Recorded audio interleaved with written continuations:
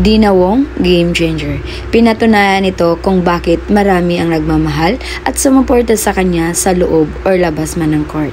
Hi guys, again it's me, Vinals TV. So for today's update guys, pag-uusapan natin yung pinakitang laro ni Boss D kagabi. Pero bago ang lahat, wag niyo munang kalimutang i-subscribe at paghampasin ang notification bell button para updated guys sa mga bago kong upload.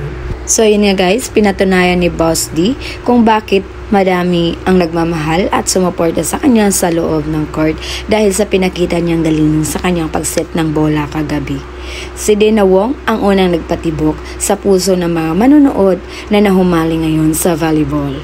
Pinatunayan kagabi ni Boss D na mali yung sinasabi nila na puro forma lang siya sa loob ng court. Aminin natin na may mga times talaga na off ang kanyang laro, which is common naman sa mga ibang players din.